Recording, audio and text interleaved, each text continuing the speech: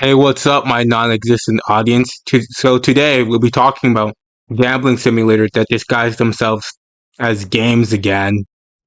Yeah, today we are talking about gacha games.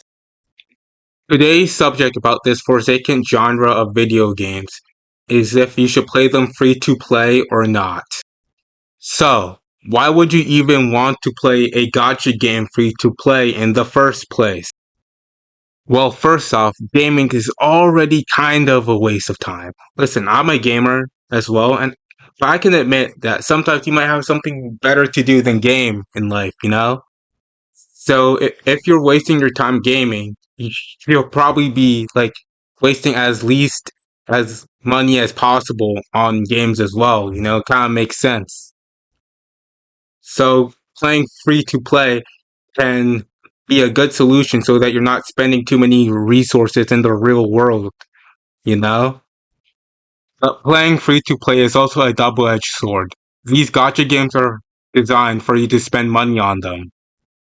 So playing them free to play will be substantially more shitty than just playing them while like paying for money.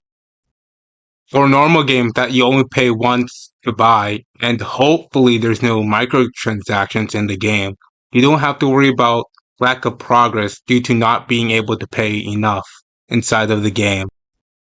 But for some gachas, getting enough resources to summon a character is like a full-time job. And like getting enough like materials to just take so long inside of these games. It can really feel like you're grinding for an eternity just for the opportunity to pick, to pull for your favorite character.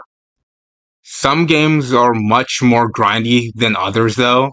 For example, it will take you approximately half a century in order to collect enough Primo Gems in Genshin Impact to do a 10 pull, while in Punishing Grey Raven it's significantly easier to obtain characters. So being free to play is more or less viable depending on which game you play. But as a general rule of thumb, try being as free to play as possible. But if you see a character that you really like or just think is cool and you don't have the time to grind them out, then you should just like spend money and get them because why not? Also, keep in mind that gacha games aren't competitive and are made for you to spend money in. So it's not really cheating if you throw a couple bucks at the game. I mean, you're meant to spend money in it anyway, so you're not really above spending money in the game. The best types of gacha games are the ones that require skill and that you can't just cheese by throwing like an insane amount of money at. Something like a Withering Wave or PGR is a great example. Both are skill based, you can't just buy your way into being a good player. Even with Genshin, which is a game where paying can help you significantly, you still need to grind and put in actual work in order to get the necessary upgrade materials and artifacts.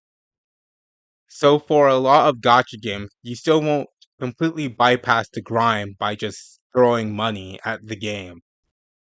On the opposite side of the free to play spectrum, we have whaling. And whatever you do, do not whale.